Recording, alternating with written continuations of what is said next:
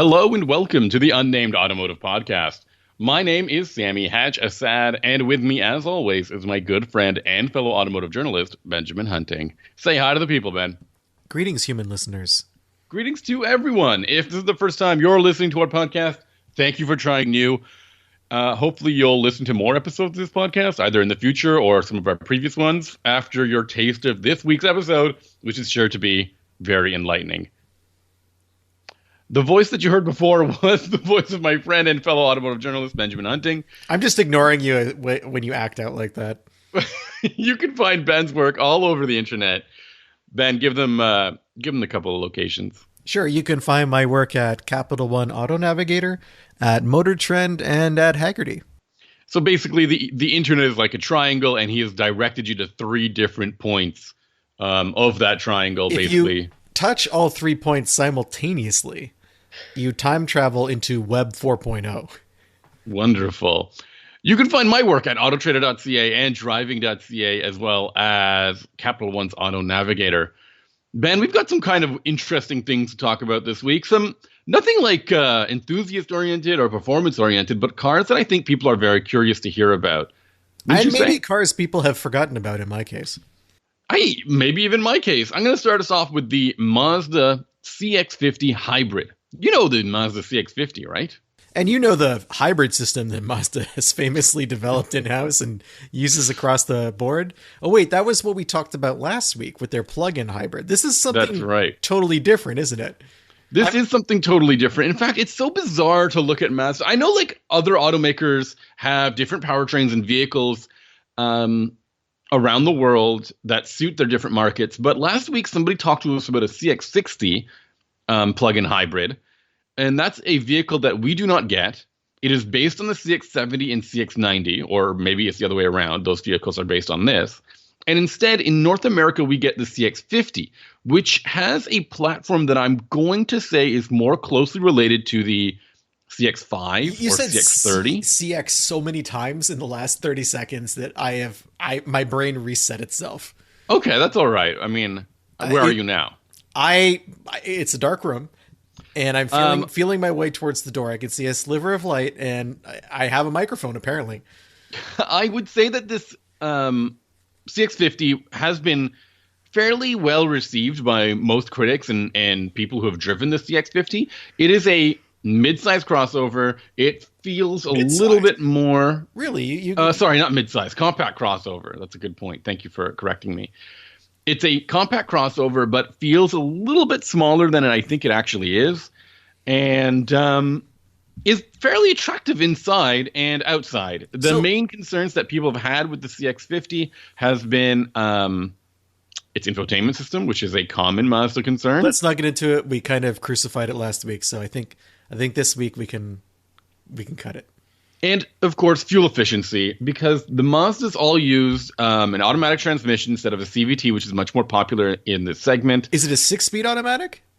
I believe it was a 6-speed automatic, yes. And there was another option that you could get in the CX-50, which was a turbocharged model, which was really nice, but again, further impacted fuel efficiency to a worse degree. Now, the CX-50, something you haven't mentioned, is that when that came out, it was seen as the Mazda version of the off-road, soft road kind of thing that was going on, where you had our favorite, our wilderness vehicles from Subaru, and there was the X Pro. Is that what it's called for Kia? I think so. X Pro or X Line, yeah. Yeah, and that type of thing where it wasn't really an off-roader, but it had a bit chunkier styling to make you think it had skid plates and all that sort of stuff. And I think the CX-50 was riding that same kind of wave. That was the main differentiator between that and a CX-5. It's not convincing in terms of being an off-road model, and I don't think it has all that much special equipment, but that seems to be the marketing perspective for this thing. Well, I mean, I think that those off-road features or like appointments were seen as like a halo product, a halo trim line of the CX-50, because you can get a normal one, which is basically what I'm driving with the hybrid powertrain. It doesn't have knobby tires. It doesn't seem to have a skid plate. It doesn't have that weird basket on the roof that caused so much wind noise the first time I tested this vehicle.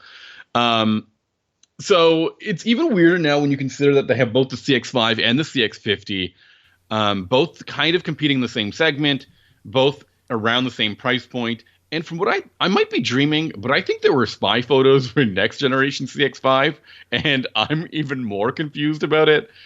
As in, is there still going to be a CX-5 going forward and the CX-50 next to it? I don't know. You know, I'm reading some differences between the vehicle platforms just now. Yeah. And the CX-50, they did market it as like an off-road thing for all trim levels, but it didn't get anything really that was special. What it did have was it was wider, I think, than a CX-5. I think the wheelbase is somewhat longer. It has a torsion beam rear suspension. I'm not sure if that's for all models or if the turbo has something different. And it was That's really curious because I think the roofline is a little bit lower. Yeah, I think the car is smaller. It feels smaller to me. Like being in it, it feels really small. I think that might be partially the roofline, because if it is wider and longer, then they must have compressed the passenger compartment to kind of give it. You know how we're seeing a lot, like we talked about it with the ZDX about a month or two ago, about how it kind of looks like a station wagon because of how flat the roof is. Right. It doesn't have that kind of hump that you expect from an SUV. Right. Yeah, and I think that the CX-50 is sort of similar in a smaller form factor.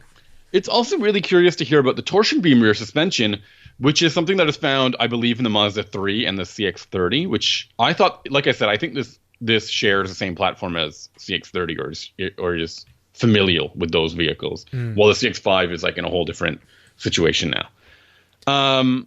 But of course, the big change this year is that they've added a hybrid powertrain. As you mentioned, it is a weird thing because Mazda does not really have a full hybrid powertrain in its lineup. All they have is a plug-in hybrid, and then they market their 48 volt hybrid, 48 volt powered vehicle. So they're not really talking about it. So they're not really talking about it, mainly because this is not their. What are you laughing at? I just know what's coming, and it's funny to me. I'm sorry. This is not their own hybrid system. This is a Toyota borrowed or a Toyota branded hybrid powertrain. Does it say Synergy Drive under the hood? No, I haven't looked under the hood, so I don't think so. Does it say Earth Dreams? Oops. Oops, all Earth Dreams.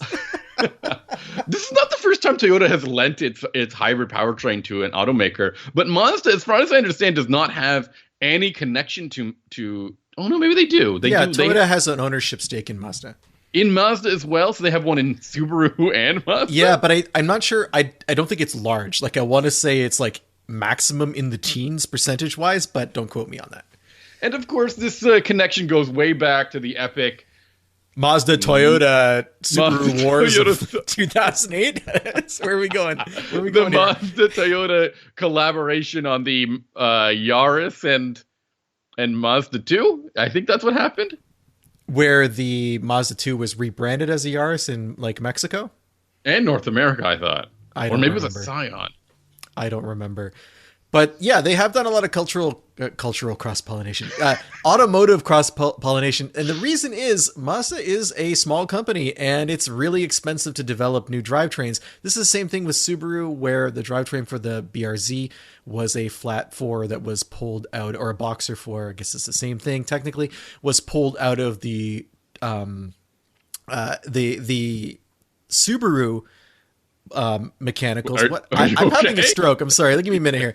Let me give you a minute. I'm going to talk about something a little bit more. Subaru developed the engine, and Toyota developed the fuel management and injection system, and made it a direct And it was injection. built in a Subaru factory. Yeah, so it was a way for Subaru to get some technology they couldn't afford to develop. And I believe the Subaru Crosstrek Hybrid was also a Toyota system. Yes, which was a short-lived, very hard to find car. Very nowadays. unimpressive vehicle to drive. It was just really underpowered, and it did not work out. I think they're coming out with a 3rd generation, though. I saw that news today. So, I mean, hope is a powerful thing, I guess. Yes, very much so. Back to the Mazda, though. Mazda's doing the same thing. They're like, hey, we don't have, a hybrid system. We can't afford to build one, but we probably have some type of requirement in some type of regulation somewhere, aka California, that means we need this in the lineup. And I mean, we were talking about other market, the CX-60, which has a plug-in hybrid. this car would just be too expensive to have in North America. As far as I'm concerned, I think it just would not work for Toyota to deliver it here. And the platform probably can't accommodate the battery. The current CX-50 platform, right? Yeah. So let me just backtrack for a moment because I'm looking at the fuel economy numbers of the CX-50. Okay. The turbocharged model, I believe, gets 25 miles per gallon combined, which is not very good. No, that's yeah. that's like great. truck-like. Isn't right? that what I got in the M5 last week? Yeah, I think so. And then the non-turbo gets 28, which is also not significantly better. No. Mazda, they promote 38 miles per gallon here. That's what they're going to advertise. On the highway? Combined. This is for the hybrid, you're saying? For the hybrid, okay. Yes. Sorry, Mazda promotes 38 miles per gallon combined for the hybrid powertrain. They also say that this car starts at 33 or $34,000, which is an attractive price point and a decent a decent fuel economy figure. But my experience with this thing is that it feels it doesn't feel right. Like what does that mean? It doesn't feel right. Like it is so bizarre. We're talking prom night, or we're talking like yeah, prom night. Sure. Okay. It doesn't feel right in the way that I think the CX. I think Mazda develops a lot of their cars fairly well in that their chassis and their powertrain are married together so well that they feel good to drive. They're engaging. They are responsive. They work as you expect them to work. I think that is something that is so hard to articulate, and I'm trying my best. And I'm hoping that I don't sound. I hope you can help me out a little bit. I haven't driven it, Sammy. You're on your own. But I mean, not even the CX-50 Hybrid, but other vehicles that Mazda makes. I think that their powertrains and their chassis work together to deliver something that feels different than other options in their segment. Sure. I mean, until you start talking about what we talked about last week with the CX-7 and CX-70 and the CX-90. Which both of those powertrains don't feel special in their own way. They don't and the chassis themselves feel a little bit like floaty in a way. They're not super tight. It does feel like Mazda trying to do something different, though, which does kind of underscore what you're saying about their previous models. Right. But when you think about the CX-30, the Mazda 3, the CX-5, and even the turbo version of the CX-50, you're getting a vehicle that is rewarding you in some way when you put your foot down and get going. I think you really appreciate the tactility of the vehicle. I think you really appreciate the gear changes just feel right. They're timed nice. You're not hearing a car kind of like hang at the top of the rev range and being like, are you sure you want to go like another gear? Which is what happens with some vehicles. And if you've driven, a modern CVT, those things feel really disconnected sometimes. Yes. And Mazdas are so good at not having that feature. Here's where the hybrid comes in. It does not feel right in that it has that CVT. It only has 219 horsepower with the added weight of a hybrid powertrain. Which is, sure, I mean, that's the same horsepower that you're getting out of, I think, the Honda CR-V and the Toyota RAV4. But those vehicles were built... I would hope it's the same as the RAV4, because isn't it the same drivetrain? Yes, but those vehicles are built around their accommodation of that powertrain. I don't think the CX-50 was built with the Toyota powertrain in mind. Probably not. But this feels like an afterthought, and I think as a result, the driving experience... has been laid off, basically. It is not... Sorry? I was going to ask you what the torque figures are. I don't have a combined torque figure. Really? They give them... It's being advertised individually? Yeah. That seems a little weird for a hybrid. I have 263. 163, sorry, not what? 263. Yeah. 163, which is on... I guess that would probably be on par with what you would get from the non-turbo, or maybe even less. And what's coming from the electric motor? The electric motor front rear has 149 and 89. Okay, so I'm assuming that together you're probably somewhere near 300. I don't think they combine that way, but I mean, all those numbers together add up to way more than 400. So 300, sorry. So I'm thinking that 270 or something like that. But it doesn't feel that way. There's nothing about this that feels energetic. Let me ask you, did you unlock the double secret sport mode? that double secret sport does mode? give you everything combined like Voltron, so you can punch through the stratosphere with pure hybrid power? Is that by putting the vehicle in sport or in power mode or sport mode and then nudging the gear selector to the fake manual mode and then trying to see if this gives you any more energy here? You tap the windshield 2 times, the side glass 1 time, and you have to Which be wearing... side glass? It doesn't matter. You have to be wearing the decoder ring to get that done. Oh, yeah. Well, you see, I'm afraid of getting mugged for my decoder ring. I know. So I leave it at home. It is extremely flashy. When I'm out with you, I don't feel comfortable. Because of the decoder ring or something else? It starts with the decoder ring. Okay. But, I mean, the main issue that I'm having here is that this powertrain is taking away from what is a very attractive vehicle inside and out. I think the car looks great. Again, I have it with that Soul Red paint job, which is really good. I have a really attractive leather interior with like stitched accents.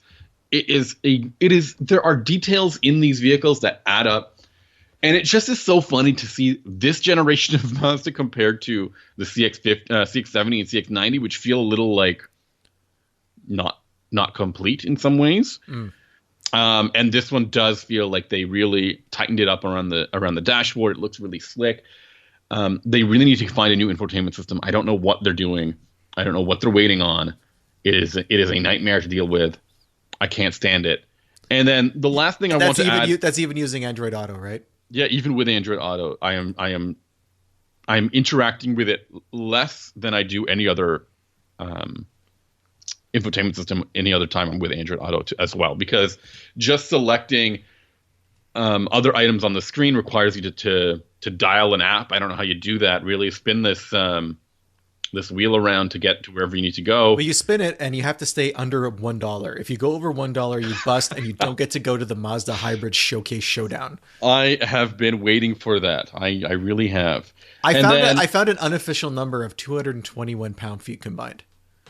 221 pound-feet and then 219 horsepower. So very modest. Modest. All of this is adding up to this really like blah hybrid choice in this segment. Now, I know that the RAV4 hybrid is getting really like, it's dated. Like, let's be clear. This car feels like it's been out for, I don't know, maybe 8 years, 6 to 8 years, I would say. I don't know when this generation of RAV4 came out. When do you know? Can you hit me off the top of your head? I guess. Absolutely not. You're the hybrid guy. I'm gonna find. Huh? You're the hybrid guy. I rely on you. But even just the RAV4 in general, this generation. All I know is that if you want to buy a RAV4 Prime, you can't. Yeah. You're not allowed. You have to wait 2 years and go through a test of strength before they'll even let you get on the waiting list. The 5th generation RAV4 came out in 2018. Okay. That is 7 years ago. I think it's due for a new generation. Do you think they're going to sexy it up like they tried to do with the Prius? Yeah. Really? I think it's going to look like the Crown Signia, which I think I have in FTW. Oh, I don't know if I like that idea. A smaller Crown Signia? Yeah. That's my guess. But the reality is what they did with the last RAV4 I found really attractive. They kind of like butched it up and they made it like all boxy and stuff. And they gave it those. So maybe they'll make it look like a Land Cruiser. And you love that TRD version. Yeah. Okay. But maybe they'll make it look like the 4Runner, the new 4Runner, but smaller. That'd look great. I don't know. Opinions vary on what looks great. Anyways, I'm saying this. I'm mentioning the RAV4 because, as I said, it is it's the same powertrain. I think the RAV4 is even more practical. It feels bigger. It is more fuel efficient. It might not be fun to drive, but neither is this Mazda. It does not have as nice of an interior as the Mazda. So that's the one thing that I would go in Mazda's favor. And I think that'll go across the board when you talk about the other hybrid compact vehicles here. It's just so weird to drive a Mazda with a CVT, man. Like, that's the weirdest part to me. I don't think this is right. Like, it just doesn't feel correct. And it's only funny as well because there are other hybrids on the market that don't use CVTs, like the Kia and Hyundai, Sorento, Sportage and Tucson hybrids. Both feature regular automatic transmission. And refresh my memory, the Honda Civic hybrid has a CVT, right? Yes. And it does not feel like a CVT at all. No, it does some neat shifting doodads. It fakes it and makes it feel much better. It actually works. Yes. And so this is all I'm saying is that this is this weird, non-cohesive drivetrain. Also, I'm not getting 38 miles per gallon. I should be clear about this. I'm getting closer to 35. Now that might have something to do with the winter and the winter tires. I mean, that would definitely be the winter, I would think. The cold weather and stuff would. That's not a huge difference. I mean, it's less than 10%. But I'm trying really hard. How are you trying? I'm really trying. Give me an example. I'm not going much faster than the speed limit on the highway. You take the rear seats out? No, I know that is your measurement you of tape how up the hard. grill and like cover the fog lights and everything. No, I haven't done that. Well then, but I'm really measured with my acceleration. Anyways, I also think that the Mazda's big issue is that it's small inside. That's my overall review of it. All right. I want this to be. I mean, I like this. Basically, I think I've said this with most of Mazda's vehicles. They make such a strong first impression in terms of interior and exterior quality. You just look at them and you're like, oh, that looks like a good car. And then you start kind of like getting deep into it and you're like, oh, it really is kind of not that great. So I tell you what, in a few weeks, I'm going to be taking a CX-50 Hybrid on an 800-mile road trip to see you, Sammy. I'm looking forward to this. Yeah. And I will be able to give you my own opinions on it, but also I'll be able to watch that fuel mileage a little bit more on the highway and see what comes out of it because, you know, I'll be in steady state cruising for a very long period of time. So that'll be interesting to kind of test out whether the hybrid is worth paying more for, because I assume you're paying more for this. Yeah, well, yeah. I mean, like I said, its starting price of $34,000 is okay in my opinion. That's in the US or in Canada? That's in the US. In Canada, it feels a little bit more expensive. Okay. Because it is, of course. It starts at oh dear. No, nobody should be spending this much money. $43,000. Wow. Yeah. That's too much. All right. So moving along. Yeah, what are you driving? I'm driving a vehicle that no one talks about, and I am assuming people buy it, but I don't see it very often, and that is the Cadillac XT6. Sammy, wow, that's like a blast from the past. When's the last time you drove an XT6? I can't recall. It must be 5 years ago. I don't know. I think maybe I went to the launch, which was also 5 years ago, 6 years ago now. You went to a Cadillac launch without me, because I remember we went to the XT5 launch and we had a great time then. That was a fun time. But this is a vehicle that I had written off because I remember when I drove it, there wasn't anything that really came across as impressive. There wasn't anything about it that came across as offensive. It was just yet another 3-row crossover in the luxury segment. In Canada, it starts around $65,000. In the US, I believe it starts right at $50,000 because you can get a front-wheel drive model. If you go to all-wheel drive, it doesn't add that much more money, and $2,000. And it's it's a good all-wheel drive system, if I remember correctly. It's one of those, like, what are they called? Twin clutch? All-wheel drive system? You tell me. It's possible because the other thing about this vehicle that you have to remember is that it's based on essentially the same platform as the GMC Acadia, the Chevy Traverse, the Buick Enclave. This is right around the time. It's called the C1XX platform, which it rolls right off the tongue. Which I've been informed is sometimes pronounced Chi.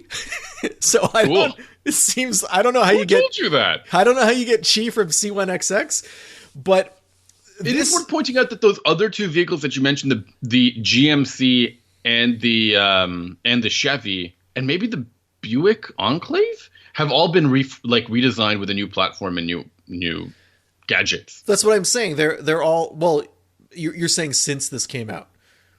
Well, just recently, I think within a year ago. The Traverse and the Buick are also longer wheelbase versions of this, which is kind of odd because you'd think the Cadillac would be the largest, but no, it's not. It's kind of a mid-size, kind of a full size. It's in that weird zone that I think the Highlander was in for like a really long time. But these days, the XT6 is up against the Lexus TX, and I guess in some ways the Buick Enclave, if not pricing-wise, certainly in terms of amenities and features. And what else, Sammy? Would it be an MDX rival? Yeah, I mean, I think generally that, and maybe a Lincoln Aviator. Is the Aviator still around? I think so. And in fact, I think it got a huge redesign recently that a lot of people are saying is pretty effective. Are you confusing the Aviator with the other SUV of the year from Lincoln? What was that we saw? I thought that was the Aviator. No, I thought it was the Nautilus. Oh. Yeah. Anyway, anything that's 3 rows and boxy and luxurious is what the XT6 is going up against. But as I think Lexus TX is an extremely difficult target. How so? That's a good car, man. It's okay. I think when we talked about it, there was no need to buy that over the Highlander, in my opinion. Yeah, the Grand Highlander or whatever it's called. So, but that doesn't knock it from being good. But the thing about the XT6 is, as you mentioned, it's old. It hasn't changed. And I was getting back into it last week with an entirely different perspective, because we've spent the last few years being bombarded by vehicles whose interiors have been completely redone to show as many screens as possible and all sorts of electronic features and software-focused design. The XT6 has almost none of that. In fact, the center screen is so small, it's like someone took your phone and taped it to the dash and said, "Here's your screen." I would be surprised if it was more than 8 inches large.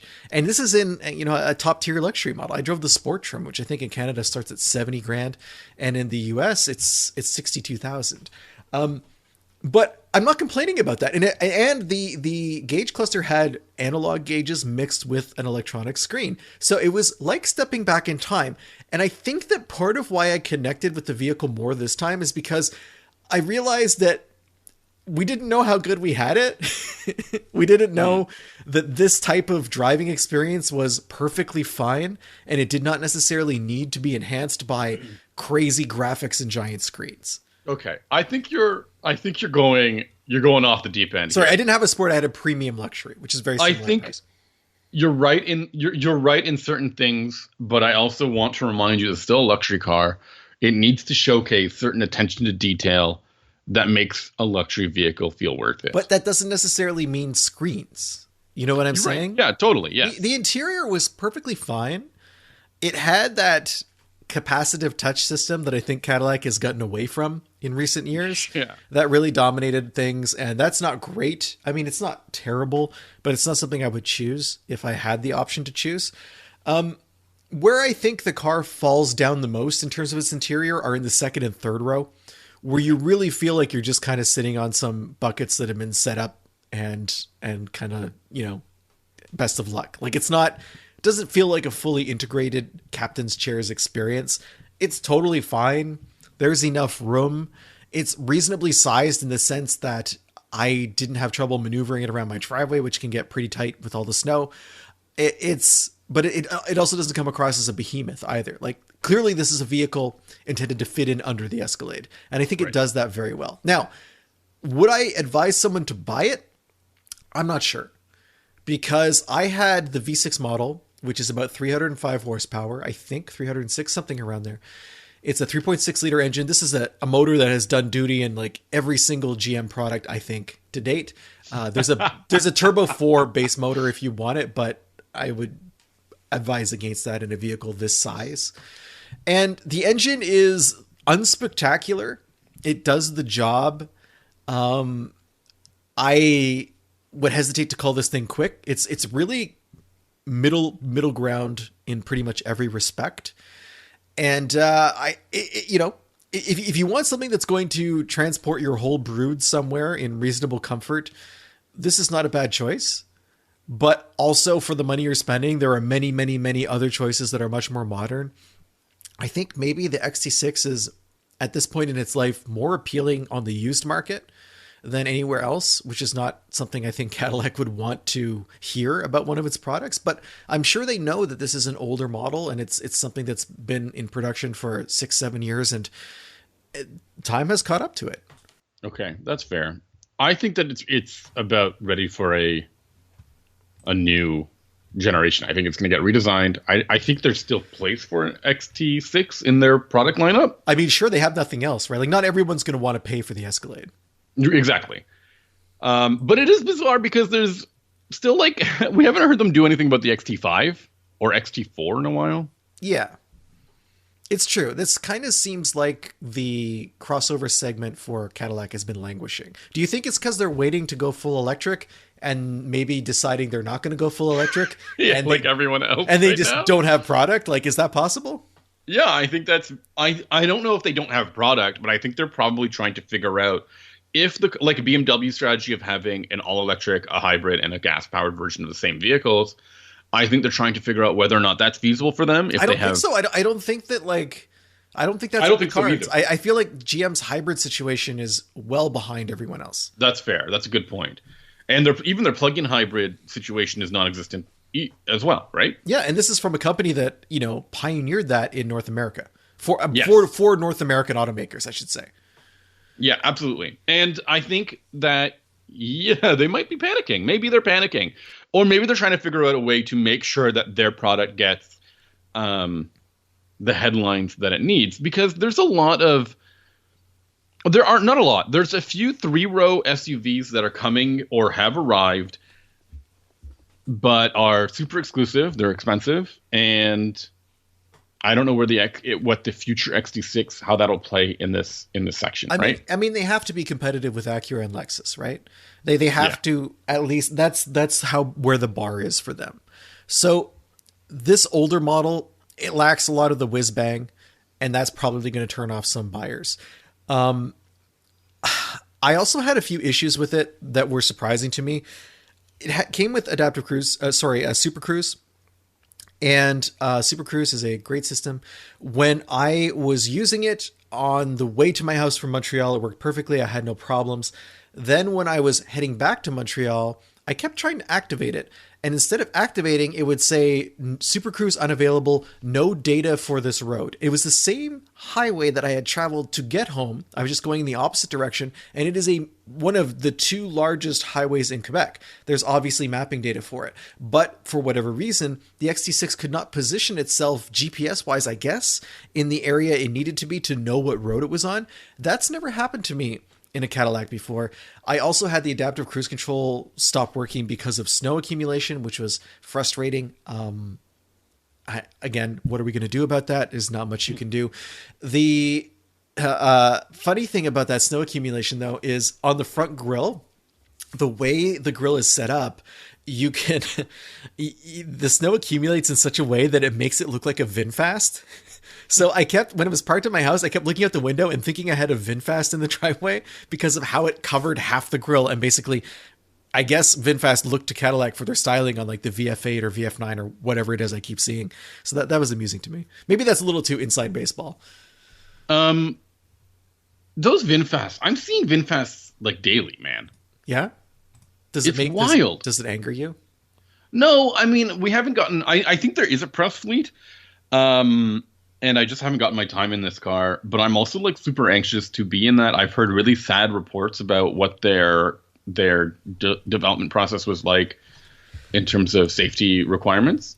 What does that mean? Sad stories, like people injured, or like? Yeah, there was a lot of like waving off of people's concerns about safety requirements. I see. And then the other thing that I've seen a lot of, and I don't know if you've seen these, but I've seen those Fisker Oceans. No, I've seen like 1 or 2 maybe. Oh my God, I see them maybe once a day as well. I think they're so wild. I can't wait to see what I want to know what the ownership experience is for a Fisker Ocean right now. Probably brief. Like I've seen them for sale online for and they're $23,000. Yeah. And I think they were 60 or something new, 60 or 70, quote unquote new. I mean, last year when they came out. Yeah. And I'm just so curious as to how people will, because I want to know if this will turn into like some sort of like open source car that we're going to trust some people on Reddit to make some software to fix all of our problems. Not. There's not enough of unsafe. There's just not enough of a customer base. Like I just don't think that the demand is there, right? Like it's going to be completely orphaned, and it'll be like the DeLorean or something where they built a certain number and then they went bankrupt and that's just it. Good luck. Can you imagine a Back to the Future reboot? But unfortunately, they did it with a Fisker Ocean. Yeah, and it's like, sorry, we don't have any parts for your car in this new age. Not enough gigawatts. They're pushing a Fisker Ocean with a train to get it to 88 miles per hour. Yeah, that's right. Anyways, back to your XT6. XT6. Look, the world or the market needs, I think, a gas-powered 3-row crossovers. A luxury model is also had its audience, and this is one, right? Like this is, if you were looking for one of those, this is one. I think, but it's among the best. We talked about this Lexus TX and that is a bit bigger, I think. It's possible, yeah. And can come with like a plug-in powertrain, I think. Sure. And a hybrid powertrain. Holy cow. Why don't I know anything about I think cars it's anymore? hybrid only, from what I remember. Oh, yes. No, I think there's a 350, isn't there? I think the 350 is a hybrid. I'm not sure, but Okay. Because they had to differentiate themselves from the Toyota version. And I think And then there was the Acura MDX. I don't think its third row is really that like functional in any way. Which is true of 90% of these vehicles. But like even worse. So the bottom line for me is it's rare that I get into a car and I have a completely different impression than the first time I drove it. And it's even rarer that different impression is positive the second time. Like, yeah, no, I don't think that's all that bad. I've always said that sometimes a car needs a refresh, but this didn't even. You just have it's new just perspective time. based I'm the on one who was refreshed. What a time. Or maybe I'm losing it, Sammy, and this is like the first indicator that things are not right with me. Like, hey, did you hear Benjamin really like the XT6? I'm gonna call his doctor. Okay, I'm sure it's happened before. We'll figure it out. We'll go through our list and figure it out. Okay. Our list. So, Sammy, if people want to go through our massive list of back episodes, which I think is approaching 391 at this point, not including the mini episodes, which we'll never speak of again. How would do you know the bonus episodes that people episodes. Emailed us with so much hate about? And Venom. How would they find those? Just head on over to our website, unnamedautomotivepodcast.com. Once you're there, you can see all of our previous episodes. You can also subscribe to our podcast using a variety of buttons up there, or you can just go to your favorite podcast client or podcatcher, as you will, and just search for us there, Unnamed Automotive Podcast. 3 different words. And you'll find us. And if you want to find us online to talk to us, the easiest way is probably to use the contact form on the website, unnamedautomotivepodcast.com. But you can also email us the old-fashioned way, benjamin@benjaminhunting.com. Or you can find us on Instagram, where I'm at huntingbenjamin. Sammy is at Sammy_ha, like you're laughing. Or Blue Sky, which I'm on a lot these days. Sammy is on a little bit. I'm terrified of social media. It scares me right now. Which is terrifying because I got my job through like social media. I don't know what's happened to me. Feet pics, right? You were posting feet pics, and that's what got you your job. It's a non-traditional way into the business, but it worked out for you. It did the one time. So you can find Sammy. This time he's at Sammy-ha, like you're laughing, which I think is confusing. I am at Hunting Benjamin because I'm consistent. Sammy has some weird story that Blue Sky doesn't allow underscores, which sounds cockamamie to me. Have you seen anyone? Tell me if you find someone with an underscore. No, you know what? I'm not going to play your weird game. Okay. What are you driving next week? Find my underscore. What are you driving next week? Next week, I'm driving a Ford Ranger Raptor, Sammy. And I'm driving a similarly off-road oriented vehicle, the Lexus GX, assuming it stays in my driveway long enough for that to happen. What does that mean? I think they've been getting sniped. I think people have been stealing them. Challenge accepted, residents of Hamilton. All right, well, thanks for listening, and hopefully I have an episode to talk about. Sorry for doxing Sammy's city, which is the waterfall capital of Canada. And if longtime listeners will already know about this aspect of Hamilton because Sammy has talked it up incessantly. Thanks for listening, everyone. We'll talk to you next week. Bye. Bye.